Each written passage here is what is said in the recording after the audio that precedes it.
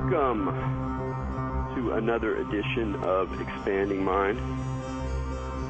I'm your host, Erik Davis, and we're going to continue the exploration of the cultures of consciousness. When I was a relatively wee lad in college, which now seems like a wee lad part of my life, though at the time I felt like a big boy, I had this sort of curious experience of being thrust deep into the bubbling pool of deconstruction and so-called critical theory. So I went from a high school where the big thinkers were sort of, William Blake and Hunter S. Thompson and H.P. Lovecraft, J.R.R. Tolkien. Those were my heroes, maybe a little bit of Sartre, a little bit of philosophy in there, to the sort of hotbed of deconstructive critical theory. And that was, needless to say, a fascinating and overwhelming and in some ways kind of airless and infuriating world. But there was a lifeline in the guise of philosophy. And this was the work of the French philosopher Gilles Deleuze. And today we'll be talking about Deleuze with one of his many necessary explicators, Joshua Ramey, who has the wonderful distinction of also seeing how the work of Deleuze, which is a solid, if somewhat esoteric dimension of the current philosophical landscape, but how Deleuze plays into some of the esoteric and metaphysical and hermetic magical ideas that we play with on this show, and that indeed we insist is sort of part of our contemporary landscape and needs to be affirmed as such. But for me, even before I could really understand the stuff, which I'm still not sure I could say that I do, he's sort of a notoriously complicated thinker, a thinker of complexity in many ways. And yet I could recognize that there was something vibrant, something animating these texts, particularly this monster book called 1,000 Plateaus that he wrote with his pal, the renegade psychiatrist Felix Guattari. And this book is very peculiar. At the very beginning it says, this book is very peculiar, but use it like you would listen to a record. You find those songs you like, you find the parts of the songs that make you vibrate, and just go with those. And I took that advice, and so I kind of skipped the stuff I didn't understand, and I focused on the things I did really grok. And there were a lot of very interesting elements there, a kind of weird shamanistic undertow. There was discussions of becoming sorcerer. There was a kind of description of the nomad as this sort of this kind of mystical metallurgist of matter. There was a whole chapter devoted to the peculiar concept of the body without organs, which I'll just leave as a weird-sounding concept for now. Maybe we'll get to it in our discussion. But in this chapter, they talk about how to construct a body without organs, which in reading more deeply, they were talking about Taoism, they were talking about Carlos Castaneda, they were talking about psychedelics, and it was clear that they were describing a kind of thinking that was also a kind of experience or a kind of probe of experience, and particularly kinds of experiences that I could recognize from my own interest in the sort of outlier realms of human consciousness and altered states. And so there was a sort of magic, a glowing lifeline of shamanic weirdness that lay in these texts, which then became a really important way for me to navigate through the whole realm of critical theory. And they're texts that I keep going back to on again, off again throughout my life, finding new things, new threads. It's still a kind of a conundrum to me, and I look forward to talking with Joshua about his particularly hermetic and esoteric spin on Deleuze, which really helps explain for me why I was always so attracted to this work. But before we get to that, we'll bring on our co-host here on Expanding Mind, Maja Dawood. Maja, do you have a favorite Western philosopher?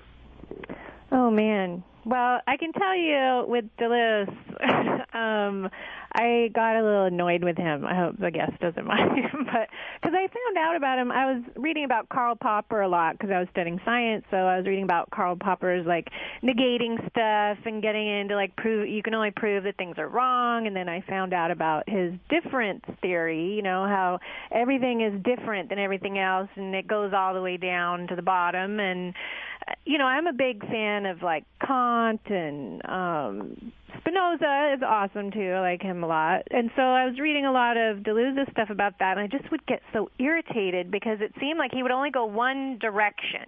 And, I mean, for me, the thing with Hermeticism, which is why I'm really interested to talk to the guest today, is that you got to go, like, both ways, like, show how, and I think Deleuze did have that monist, like, kind of thing that joins everything, but it was so, like, he wouldn't just, like, state it. It was very, like, circular to me. Exactly. Well, it's interesting you raise that because that's actually one of the big debates in Deleuze is whether there's a secret unity lurking there. And well, I think to me there was, but he just wouldn't say it. Well, that's what his detractors say, and his defenders are often trying to say, no, it's still difference. It's still difference. Right. Which from an esoteric perspective, like you're talking about, you're like, well, can it be both? You know, do we really have to get so worried about the idea that on some level everything is a sort of unified, resonating oneness? I know. Is that really so horrible? But we'll get to this because this is all really like core issues. But I love the fact that you had that response to it. It's like it's very very insightful. So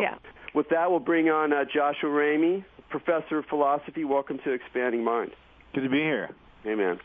So I want to hear a little bit about your personal discovery of Deleuze. I presume you were already interested in philosophy, but I'm really kind of interested in, like, what was it in those writings, you know, both concepts and other sort of less conceptual aspects that drew you to focus so much of your career so far on his work?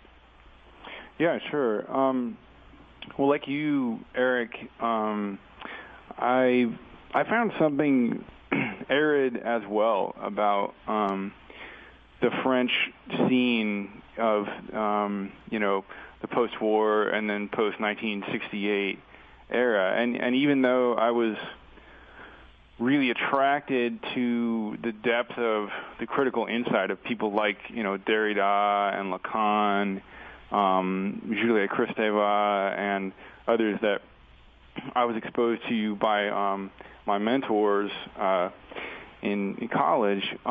It left me feeling unsatisfied. There was something I was still looking for, and it actually wasn't until I took a couple of years off after college. And it wasn't until I actually had decided to go to grad school already that I discovered Deleuze. And I don't even remember exactly how or why I started reading him, but I know that I did, and it really was as if a light had been turned back on, or maybe on for the first time, and something else started opening up, and that was the beginning of a kind of 10-year apprenticeship.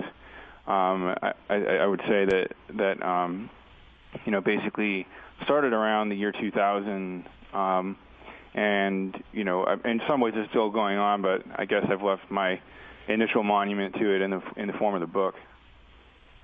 So, you know, there's so many ways into this guy, and I really want to keep this conversation accessible as well as esoteric. Sure. And there's so many, and one of the things about reading his work that can be very exciting, especially the work with Guattari, is that he comes up with all these really wonderful sounding concepts, almost like science fictional, you know, magical terms: body without organs, the rhizome, the nomad, you know, the refrain. There's all these weird kinds of concepts that are almost more like fables or allegories. So there's so many ways into his stuff, and we talked a little bit beforehand about, you know, a good kind of launching point, and I think it's sort of maybe the idea of immanence is a good place to start. Sure.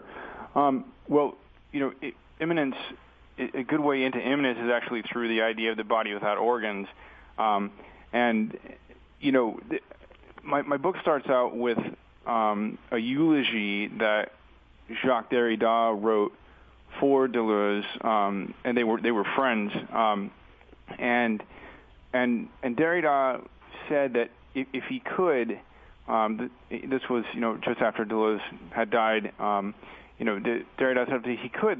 The two things he would have wanted to ask Deleuze about were his relation to Artaud and this conception of the body without organs that Antonin Artaud first sort of introduced as a kind of poetic, theatrical idea that Deleuze was very taken with. Derrida said, I'd like to ask him about that, and I would also like to ask him more about this idea of immanence. That Deleuze keeps saying this word, and I talk about the way immanence is a kind of almost like a mantra in Deleuze's work, something he keeps repeating.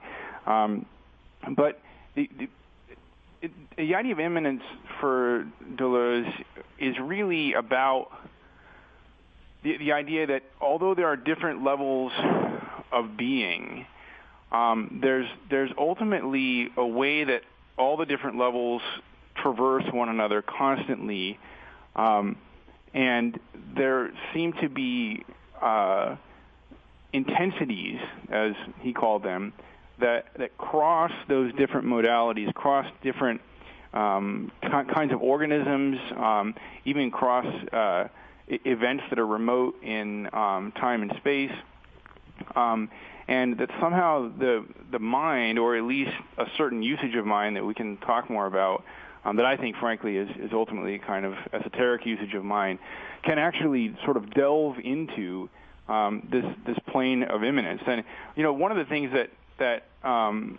Deleuze said about himself once in an interview is that he said, I feel that I am a pure metaphysician.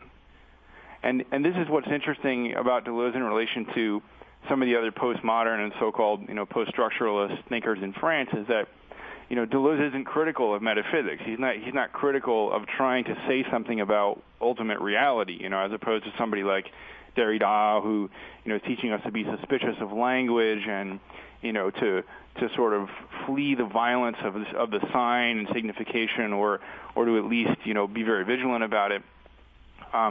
You talk about the science fictional aspect of the names of Deleuze's concept. I think Deleuze had a much more playful sense of what language can do, and that he was really inspired by what people like Artaud was doing, for instance, with those words, the body without organs. What is that? One way of saying that, I think, is that he was aware and conscious of how philosophy could be seen as not like art exactly, but corresponded to art in the sense that it created something. Well, it's experimental for him. And build linguistic structures. It created concepts in a way that's almost like an artist crafting a new image.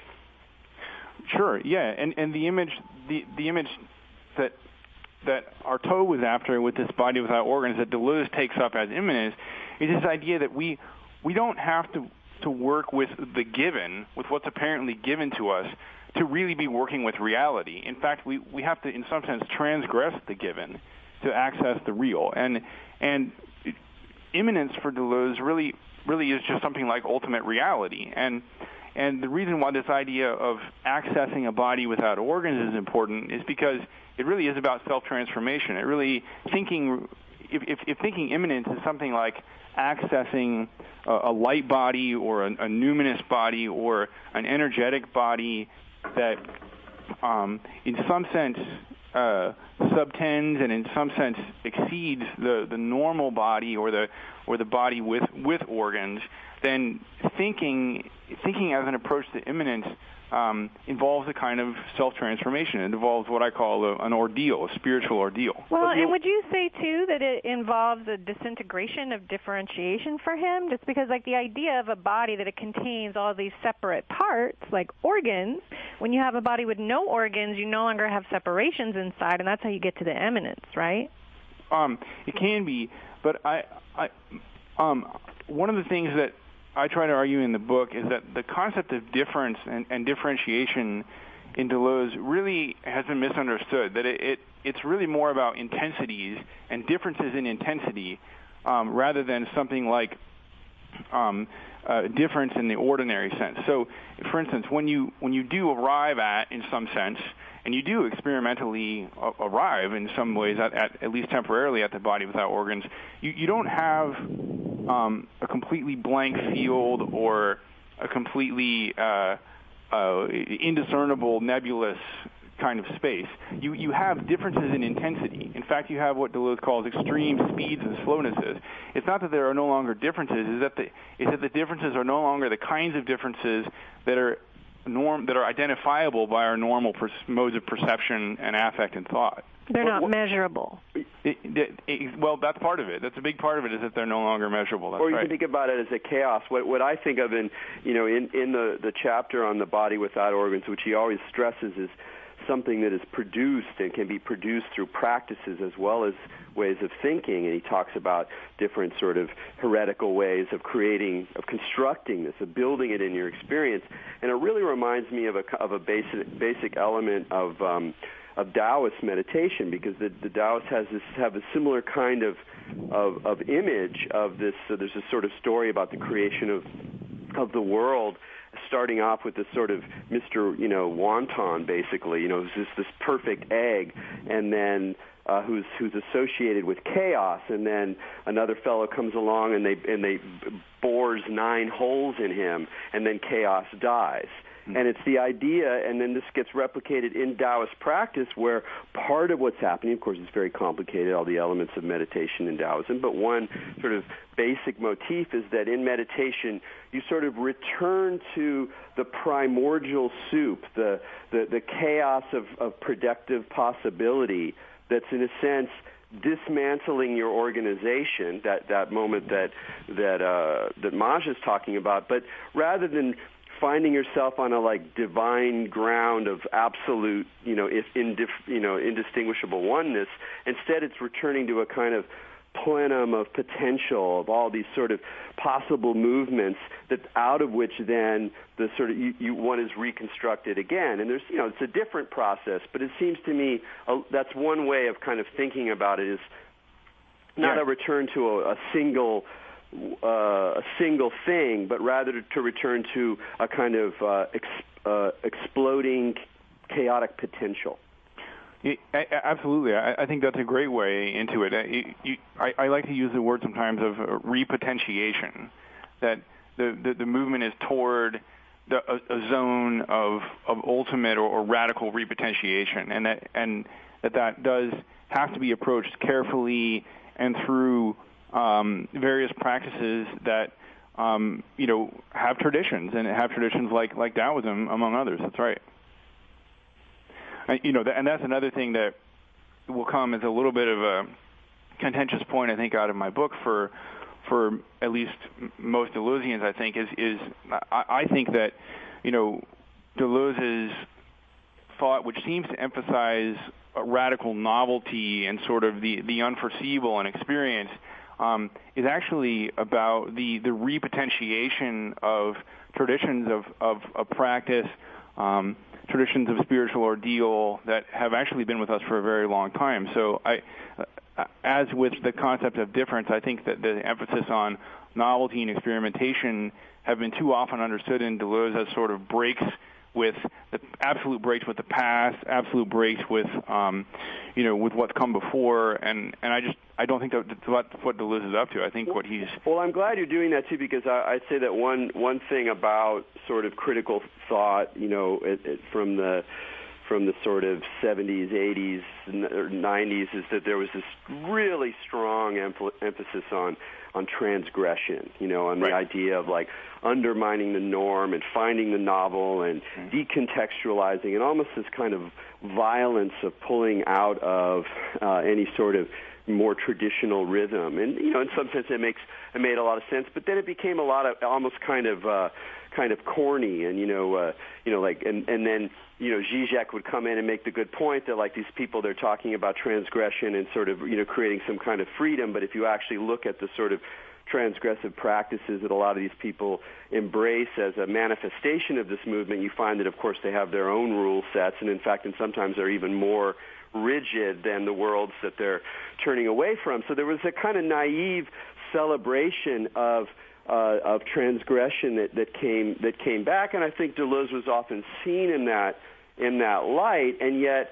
a lot of the resonances that you're talking about and that I was also interested in seem to point to something a little bit more complicated and nuanced. But talk about some of the traditions that you see this otherwise very innovative, almost in many ways transgressive kind of thinker, at least in terms of how philosophy is normally performed. Sure. But how does that link up with some more traditional frameworks that you're revealing in the book? Well, sure. I mean, to put it laconically and paradoxically, right? I mean, there is a tradition of transgressive practice, right? I mean, this is part of what's at stake here. Is that but Bataille is not the first person to think of simulating animal sacrifice as a way of as a way of enlightenment or sort of spiritual realization. There's where I go to in particular is to the moment right before the birth of sort of modern philosophy with Descartes, which is the sort of the very strange and cryptic world of Renaissance Hermeticism, Renaissance philosophy, Renaissance Neoplatonism, and Renaissance humanism, which is this another sort of strange amalgamation. But the thing about this period, and the reason I seized on it, was because I thought that reading some of these figures that I sort of stumbled onto by myself. I was sort of turned on to them by my mentor in college, who was a Renaissance studies person. She was a John Donne scholar, so I sort of learned about Renaissance Italian philosophy by way of the English poets like John Donne and so on. But at any rate, these philosophers took magic very seriously. There was no sort of Cartesian mind-body split going on yet of the sort that would be able to write off the influence of the mental on the physical and vice versa as just something imaginary or something, of a fantasy. So the thinkers like Giordano Bruno and Pico della Mirandola, had, basically extensive treatments of esoteric practice, divination, magic of various sorts, as, part and parcel of, what just went under the name philosophy at the time. And like you said about 1,000 Plateaus, it's pretty amazing that a contemporary philosopher who knows as much about science, for instance, as Deleuze clearly did, is basically giving us something like a kind of philosophical grimoire in 1,000 Plateaus. That's a question that I have. Like, did you come across anything in your research that alluded to any specific practice that Deleuze did? Deleuze himself? Yeah. That's a really interesting question because the short answer is no. If you read Deleuze's biography, there's a couple things. In the first case, we know that Deleuze, when he was fairly young, was hanging around with some people during the World War II in particular. There were these salons going on at the home of this woman named Madeleine Davy, who was a French medievalist who was also very interested in the Hermetic tradition. Had people from who were Martinists and so on who were hanging around in her circle. But Deleuze's philosophical talents were recognized when he was very young. He was invited to these salons where conversations not only about philosophy but about esotericism generally were going on. And of course, this is in the 1940s, so you have to think about the occult revival in Europe in the beginning of the 20th century and things like this as well. And Deleuze wrote some articles at a very young age. One of them is one I talk about a lot called Mathesis, Science and Philosophy. And there are several others, but they refer to esoteric practices, but it's not at all clear that Deleuze engaged in any kind of meditational practice or if he did psychedelics or anything like this. I mean, as far as what he did and in his own life, I haven't found any evidence one way or another. I just know that, in particular, in his younger writings, he's extremely explicit about being interested in things like, for instance, 19th century esoteric medicine as practiced by Johann Malfatti, who was this kind of crazy Italian doctor and esotericist who treated Beethoven, actually. And Deleuze is very interested in this idea of mathesis, which is an ultimate integration of science and metaphysics, science and religion, that would be a kind of ultimate healing art. And this is really where I start my explication of Deleuze as a kind of contemporary Hermeticist, because I argue that these early interests are there in a subterranean way all throughout the work, and actually come back out even stronger when he gets in connection with Guattari, who's interested in this kind of radical possibility of healing and transformation. Well, and he gets really sick for like the last 25 years of his life, right? He had some kind of like heart and lung thing happening. So, I mean, that's why I'm wondering, like, what was he doing? I mean, everyone talks about these philosophers and kind of their thoughts, but if you're thinking about a body without organs, I mean, this man had one of his lungs removed, right? Yeah, he was suffering tremendously. It's interesting to watch the l'ABCDR de Gilles Deleuze, which is this series of TV interviews he gave that has now been released in a beautiful edition. With wonderful English subtitles. You can watch several hours of him speaking. You can see that with every breath he takes, he's in tremendous pain. Every breath is absolutely painful for him. And I mean, depending on what spiritual tradition you're in, I mean, living with that kind of pain and breathing through it and living through it and working through it day after day is, a spiritual ordeal if I ever heard of one. Who knows how just the act of having to cope with pain and to find a point of awareness or a point of consciousness through which to think from out of that pain, I mean, that's, in many ways, that's a kind of yoga, right? I mean, yeah. Well, there's a lot of great stuff we brought up here, but we're going to take a break here on Expanding Mind. You're listening to Erik Davis and Maja Daou. We're talking to Joshua Ramey, author of The Hermetic Deleuze, Philosophy and Spiritual Ordeal, and we'll be right back after these announcements.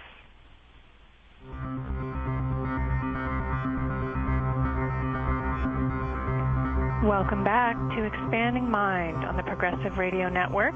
This is Maja Daou. We're here with Erik Davis speaking with Joshua Ramey about philosophy and Hermeticism and Deleuze and living without some of your organs. Before the break, you were talking a little bit about his health and kind of how that influenced his work. Do you feel like, but he got attracted to some of that stuff before he was sick, is that right?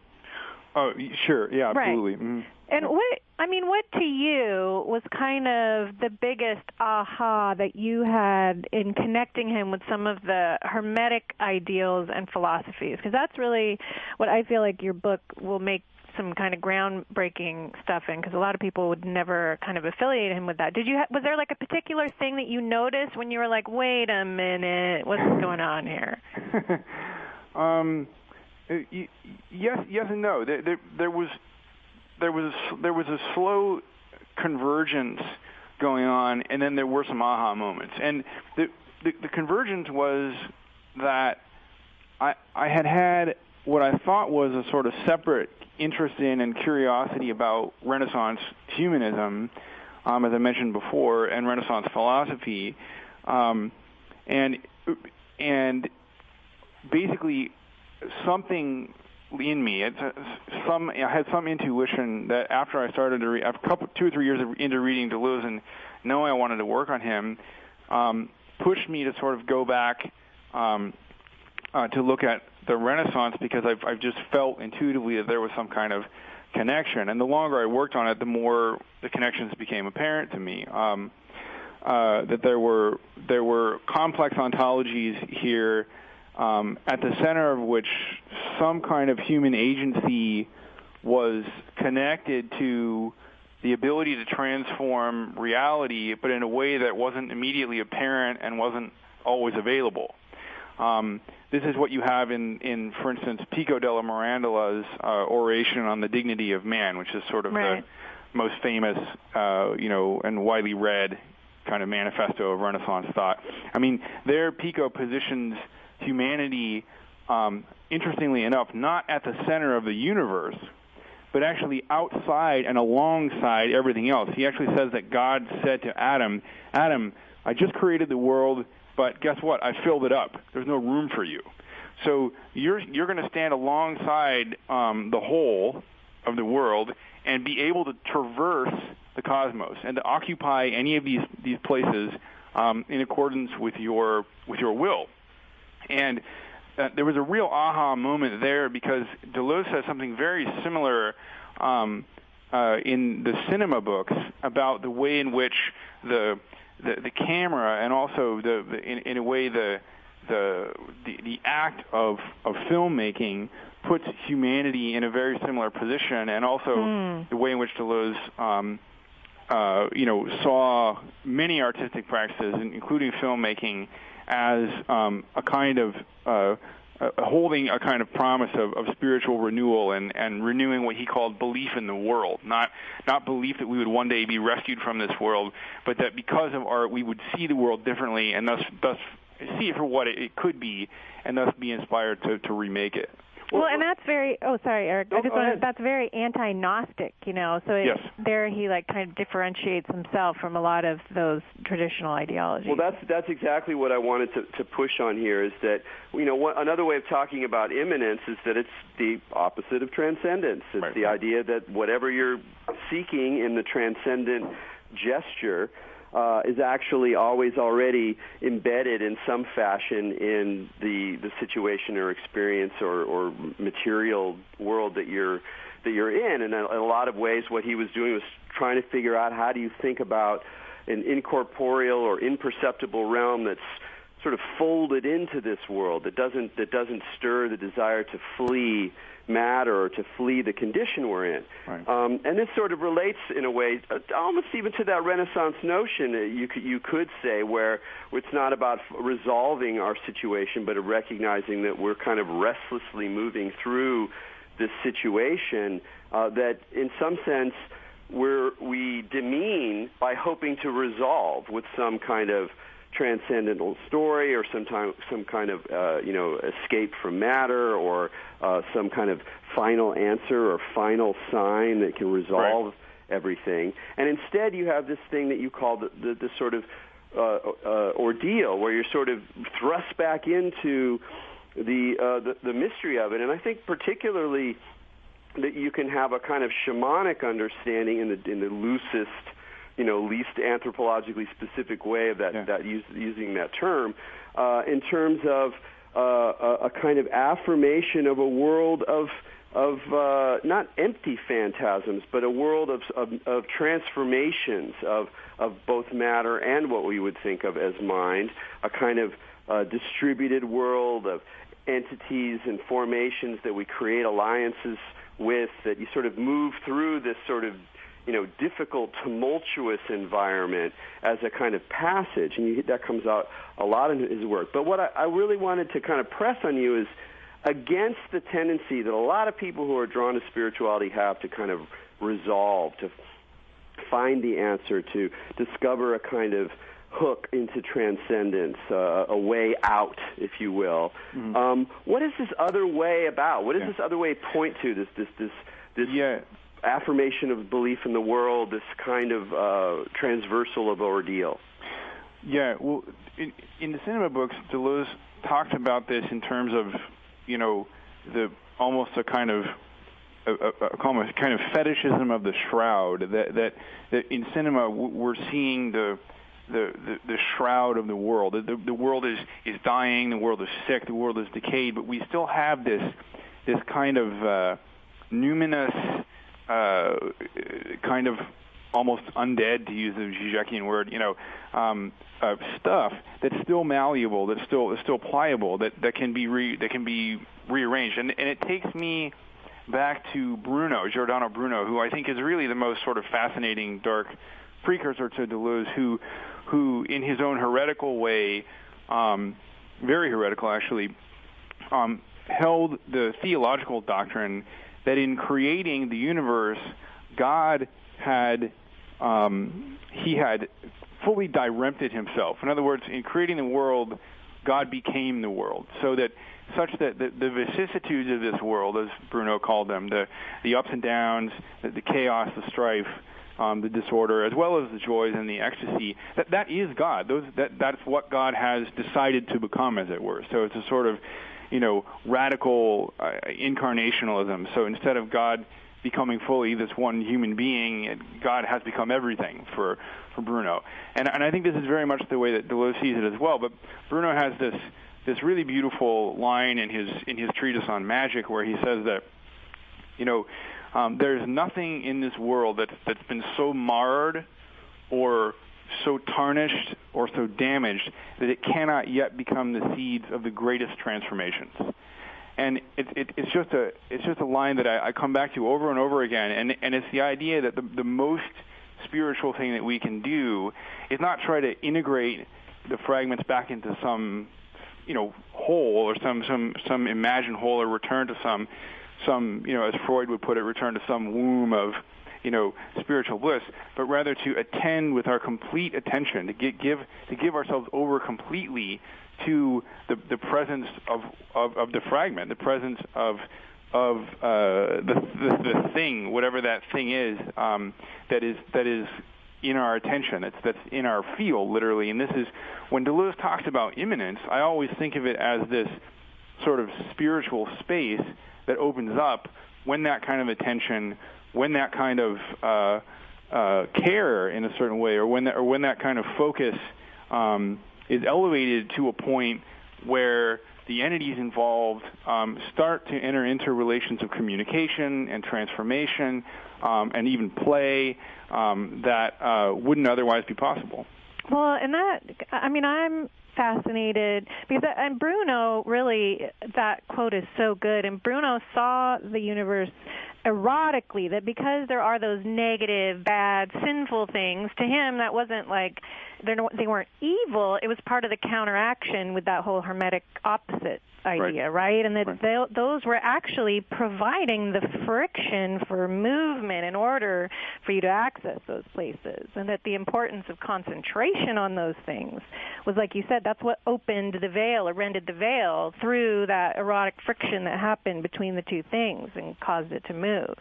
That's right. I mean, in your pursuits of this, have you kind of taken up any practices yourself in attempts to attain any of that, or you just kind of get interested in the philosophy?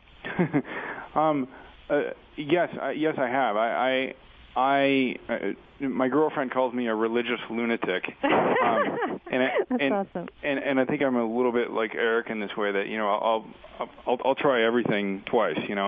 I mean, the world has taken me to a lot of different places and a lot of different points on the map spiritually, but there are practices that I continue in. I definitely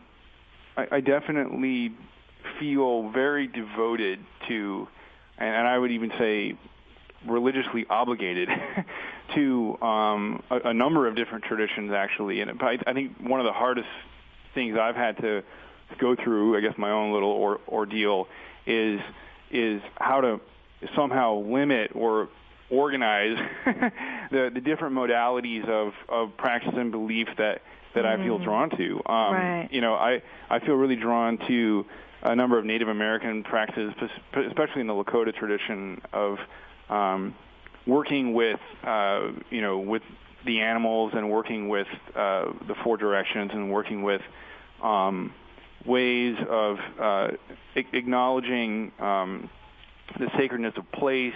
I read the tarot fairly regularly. Divination is a major part of my life in one way or another. And to top it all off, I go to Mass at an Anglo-Catholic church in Philadelphia, St. Mark's, where they put up with me. So, I definitely practice yoga as much as I can.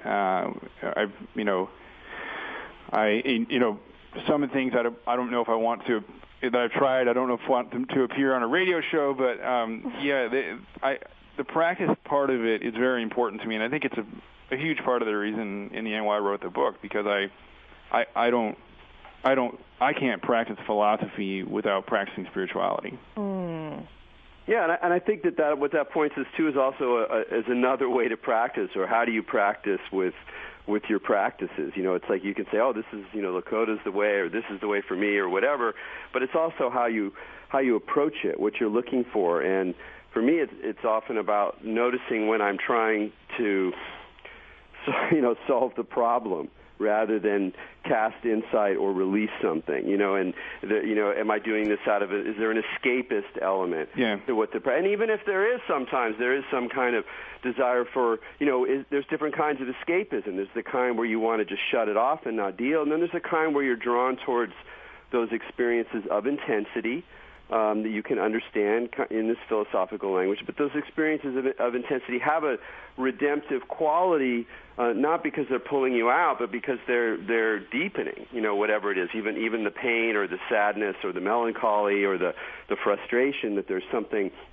behind that, a richer zone of it, an overtone of those experiences. And I think practices and the way in which you fall in and out of practices, and practices frustrate you and practices seduce you, that practicing with practice is a really key way of thinking through these things, but also evolving through them as well. But I'm curious, even what you've said is already extraordinarily heretical for a contemporary philosopher or professor of philosophy. Well, I'm sure that it's part of the reason that I don't have a tenure-track job yet. That's for sure.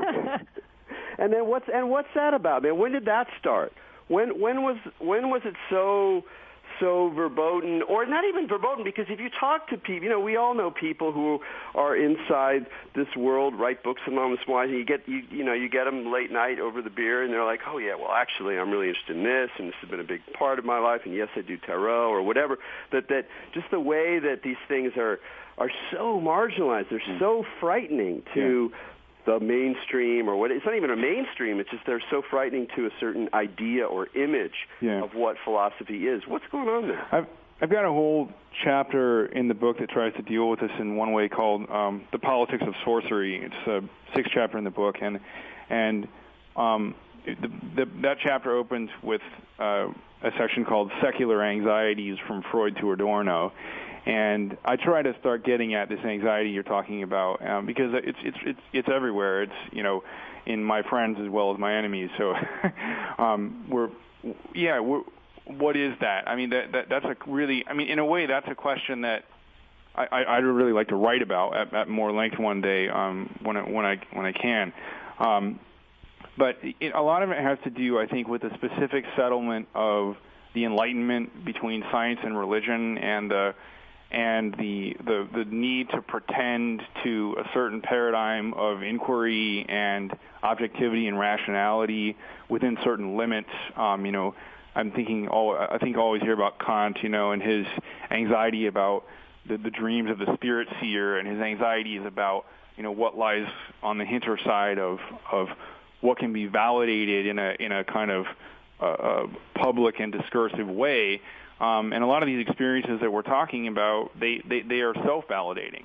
They come with a kind of certainty to them that's off-putting. It's funny. It's not so much that these practices issue in sort of ambivalent conclusions, and therefore we don't know what to say.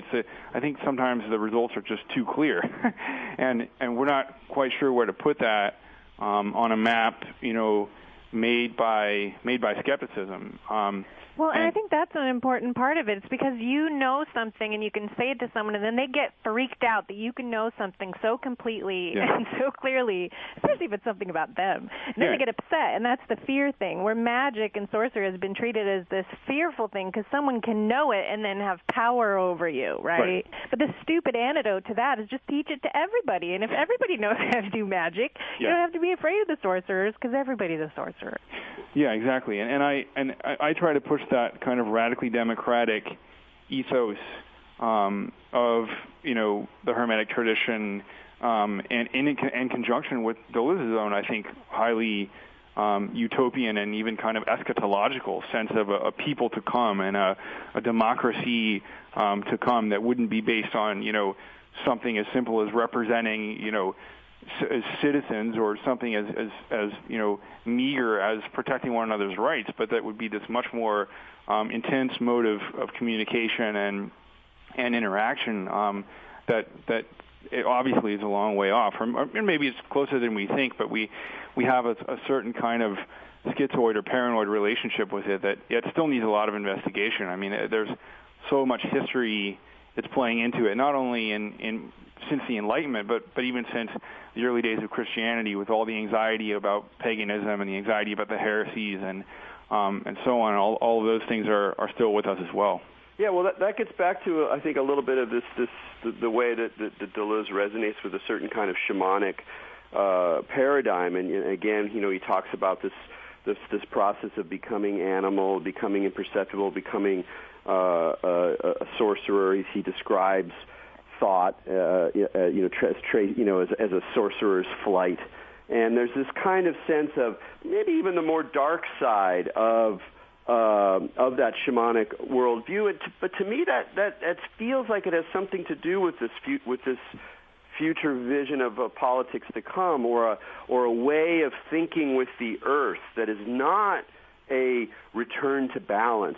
So much of the spiritual and even kind of eco-based thought of how do you integrate human beings in this crazy civilization with a larger ecological frame. There's this emphasis on balance, on finding the sort of right role for humans, and recognizing the kind of perfect harmony that reigns in nature. But there's other dimensions of nature too that are much wilder and freakier that you see manifested in different ways anthropologically, in terms of how ecology becomes a way of an ecology of spirits as well as an ecology of material forces and trees and of machines as well, and machines as well. And so, talk a little bit. He seems very significant for those of us who are groping towards some kind of a larger ecological thinking that is not driven by the idea of some perfect balance, but rather a different way of being and relating. Yeah, absolutely. I mean, I think my friend Anthony Paul Smith has really written the most intelligent take on ecology coming out of Deleuze, and hopefully his book will be in print fairly soon. But, his idea is that, nature is fundamentally perverse. Nature isn't this balanced, harmonious thing that is, achieving or attempting to achieve homeostasis all over the place. It's something that is always going to one extreme or the other in ultimately sort of unpredictable ways. And that's a way into a much wilder ecology. Maybe even this is the title of somebody's blog. I can't remember who, but it's an ecology without nature. I think that's Ben Woodard's blog, I think. But the Deleuze and Guattari's ecology is, unfortunately, at least on the surface of it, is not what contemporary environmental activists really want to work with. I think that, but I think that we do have to think about ecology in terms of a human, machine, animal, spiritual complex. And I think thinkers like Graham Harman and Bruno Latour are also really helpful going in this direction, pushing these thoughts forward. But when you're thinking about all of the different forces that have to be accounted for and then evaluating them, the first question for Deleuze and Guattari is not to figure out what's natural and what's cultural, and so it's not even to sort of, if you're out of balance, if you have too much culture and not enough nature, to kind of restore nature. The question really is about what are the intensities in the field and how are they relating and how are they ordered, and those intensities themselves may be combinations of both natural and cultural, combinations of both machinic and spiritual. The true entities of the ecology might not even be recognizable to us yet. Right. Well, that gets back to the sort of the first topic we were discussing, was how do you think of interconnection of a kind of synthetic field that doesn't collapse into a single thing, into one thing. So the ecology is one thing. No, it's a weave. It's a weave where the differences that we normally draw between nature and culture, between technology and organic, perhaps don't really apply. But of course, it's very difficult to think about that world. It's very different to navigate through that world. And so, how do you think an encounter with Deleuzian thought, with Deleuzian practice, how do you think it helps one navigate, thinking and being in our complex world today? Maybe, even in practical ways, how it helps us avoid certain traps or opens up certain possibilities. Well, practically, I think one of the most important things that can happen as one's reading Deleuze is that we can, if you're delighted enough by the world that's being described to you by Deleuze, I think that our affect toward, let's say, the threats to our individuality that appear to be out there, our affect toward those apparent threats, I think, starts to change. I think that you can potentially, if you're seduced or lured a little bit into Deleuze's world, you start to loosen up the grip that your own ego has on its habits, on its, on maintaining what it's familiar with. And I think there's a kind of therapy there, similar to what I think you get out of reading Spinoza, in some ways, where you begin to see yourself as not so much part of a larger whole, but you just begin to see life as being constantly translated and retranslated, made and unmade, in a process that you're ultimately much more a part of than a separate billiard ball within. And I think that's really, really important, right? In a globalized era, and in an era also where, frankly, there's all kinds of different levels of Holocaust going on all the time. Ecological, human, governmental. We in a lot of ways we're living through pretty terrifying times. One of the things I think that all of the spiritual traditions, the shamanic traditions especially, teach us to do is to become better friends with death. That we need to transform our relationship to our own dying, to the prospect of our own dying, and what that ultimately means in practice is a kind of relinquishing of the self, and that leads on to the ability to take others as seriously as yourself, the ability to take potentially animals as seriously as humans, or to take to take a spirit or an intuition as seriously as an automobile or a computer.